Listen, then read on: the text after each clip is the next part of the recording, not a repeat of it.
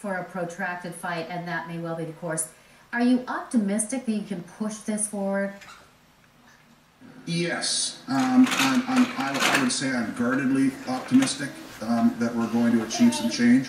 But to be honest with you, that change isn't going to happen on my shoulders alone. The Canadian public needs to get engaged. They need to write letters or make phone calls to their members of parliament and insist that Canada treat its veterans properly. You know, I'm not in this for myself, and I should make that clear from the outset. I'm not worried about my own personal financial security going into the future. You know, I've been in the military serving Canada for 30 years, and I've been a major for over 10 years. So, you know, I'm okay. What I'm really worried about are the vast majority of our several hundred seriously injured, who are all young guys in their early 20s, late teens or early 20s. You know, with only a few years of service, they got injured to the point where they can no longer remain in the military, and they're going to be forced out on a medical retirement, and they're not going to be financially secure for the rest of their lives, because under the new Veterans Charter, the government of Canada has ceased it's the former practice of providing soldiers with a disability-based monthly compensation. I know, Major, that you said you're not worried about yourself, that you're not in this for yourself, and that it's a broader fight. But if I could ask, if I may, how are you getting along today? What a lot of people don't understand, they look at me and they go, oh, no legs, poor guy. Well, there's more to it than the legs, all right? I'm missing a testicle. I literally got a ball blown off in the war.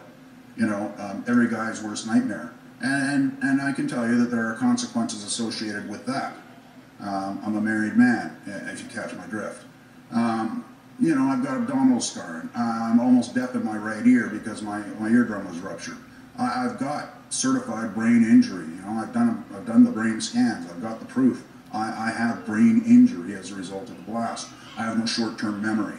You know, so how do I get along? And I have chronic phantom limb pain. You know, 2-3 nights a week, I'm up all night because it feels like my non-existent left foot is on fire. And that's a consequence of having my left leg basically vaporized and shredded all the way up to my buttocks, with what's left my stump being 60% grafted. So how do I get along? I get along as well as any guy who gets his legs blown off and other bits and pieces blown off would get along, which is to say, I'm managing. Well, having been through what you've been through, would you do it again? Would I do it all again?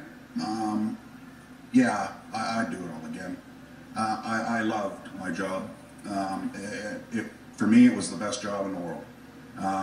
And I don't just mean the part about running around, jumping out of airplanes and shooting guns and doing all those manly man things. Yeah, that's all well and good.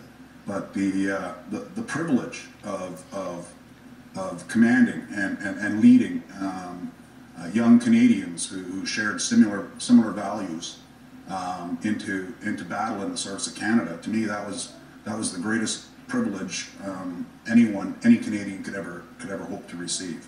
A privilege and a tremendous responsibility. Would I do it again? Yeah, I'd do it again, even if I knew that it was going to mean losing my legs. But the point is, having lost my legs in the service of Canada, I expected Canada to have my back. And you know what?